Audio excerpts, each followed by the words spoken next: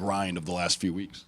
Well, it was such an important part to our schedule and very, very difficult for the team. I'm really, really happy with the way they handled it and survived and scratched and clawed and found a way to get some points in a tough time. I think you feel it on the ice today, a renewed energy, right? Didn't get off the plane too early in the morning, so we got a good day's rest in the players, and you could feel it today. So big push here to the end on back-to-back, but I think we're in a much stronger position going into this back-to-back than we were in our previous two.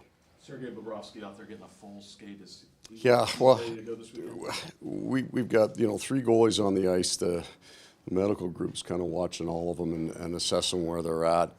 He got through the day, but we'll wait till tomorrow morning again before we get a feel for where they're at. How they come back the next day is important, but he finished. It was a goalie's practice day. That was the whole idea, get them post to post, get them moving across their crease, and he got through it pretty good. So that was a real positive for us. And Eric Stahl, Sam Bennett look like they're... Yeah, expectations. I expect them both to be available. Okay.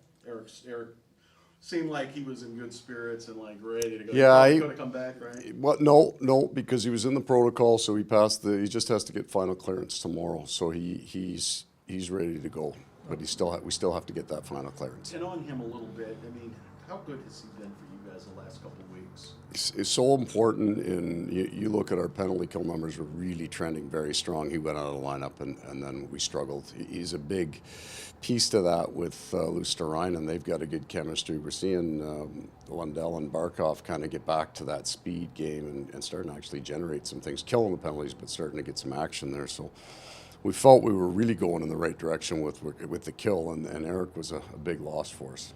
Barkov wasn't on the ice. What's his status? 100%. Okay. Yeah, we have a threshold of minutes played. I think he passed that probably game 5, so the day off is fine. Anthony Duclair, full participant out there, looking good. Is he still tracking towards after All-Star break? It'll be after All-Star break, but everybody's really sensitive about these Achilles right now. He's had a long process. He's worked hard. He's getting up and down the ice. The next thing will be after the break, a little bit of grind, but I'm hopeful that it's early after the break. Regarding Spencer Knight, just in terms of an update, he was with the Charlotte last weekend. They Yeah. brought him up, but he wasn't able to play in either. Right. I'm going to put him in the same spot that we put Sergei Bobrovsky, right? The medical guys are just watching that to see if he can get to that point that we feel comfortable he can get through it. Can you say what happened with as far as thinking he was well enough to bring him up from the AHL, but not well enough to play in either of the back-to-backs? Well, thinking he was well enough, we got to game time and he didn't feel like he could go. That's all. I mean, he was right when he came back up, the idea that we would be able to get him into the game, but we're not playing around with goaltenders. I mean, we got to take care of these guys. So They got to go into the net healthy. That's just the bottom line, and he couldn't. So this was a continuation of the injury thing or an illness thing? Yeah, continuation. Yeah. Coach, when you guys were on the road, Radko Gudas became the franchise's all-time leader in hits. We all know Yes, he did by a bunch, right? Like he's already working. He's like he's already built in the 150 over. Yeah. So we all know how good he is as an all-around defenseman and how important he is in the back end, just leadership, all that stuff. But just specifically that part of his game, just what does that do for you guys? Those big hits. It's the dynamic of your back end. So we have, 3 really, really strong skating defensemen that can be, but aren't overly physical. And then Mark Stahl would be the other physical man back there. But you need some guys that'll finish checks. So keep the forwards, get their eyes off the puck sometimes and look for the hit coming. So that physicality just to balance out your back end, to balance out your group has been great. We know about energy. We know what a goal does. We know what a big save does. When you're on the bench, what does one of his big hits do to that bench? It's all personality, right? Like everybody's got their own in the room. Radko has this unique personality. So when he's wired into the game, it just brings everybody else into the game. Every time there's not a lot of bumps in his game. There's not a lot of light contacts. It's usually heavy, and it's noticed by the bench. Just fires them up. You ever see his post-game celebration with the team? I mean, you're probably back in your office by then. But Never, not once, no. The players love it. I mean, Yeah. The fans love it. Yeah. Well, I'm gonna get it on tape. I'm gonna get a look at it. It's like a baseball, Yeah. High five line, Yeah. He is a unique man and an energy bringer. Like just stop and talk to him for 5 minutes. You walk away and you're in a better mood. He's just that kind of guy, and he is with all the players. Find it now. You find it as a player ages.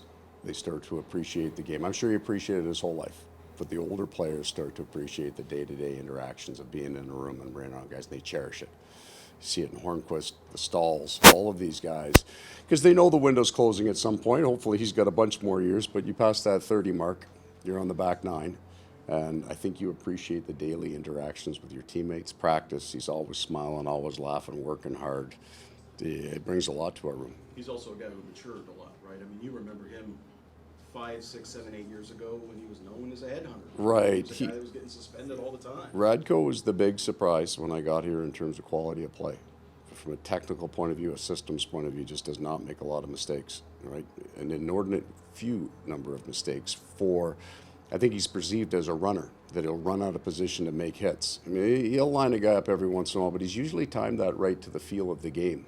I need one here. But his, systematically, he's very, very strong. It's a big reason why Josh Mahura's had the success that he's had in this league. This is a guy who couldn't find his footing in the NHL and has come in and found the right partner to play with because he's so consistent with his game, so easy to read off. He's been good. Radko as a player has been good for us, but what he's done, added another defenseman that we take off waivers and put him in our top 6. And their numbers are great together. Yeah, they've got a great relationship, father and son. Coach, regarding Alex Lyon, just you talked a little bit post game, but to be thrown into the situation that he's been thrown into, he even sounded a little choked up after the last game. So what can you say about what he's done? I like it when you guys see a little personality out of a player, right? Guys like me with the same tone voice, we're boring as hell. But the personality that he has in the net when it comes out, and that's the personality that he has after. I mean, he's a battler. I mean, my God. I mean, the last time I saw a guy stop with puck with both gloves off, you love that about him, right? So the players feed off that. We really appreciate what he's been able to do. I mean, it hasn't been easy for him. He comes in at our most difficult time. We're short in the tank, and he's brought some energy, man. He's brought some battle to our game. And Colin White, obviously rough couple. He had a tough couple days, No, but he got real sick there the other day and came in, scored a big goal, and he's feeling better today, but he's still not perfect. But we think by tomorrow he'll be ready to roll. But it's been a while. I mean, he hadn't scored since Yeah. Thanksgiving. He hadn't gotten a point since Yeah, December, and then you sit him for 5.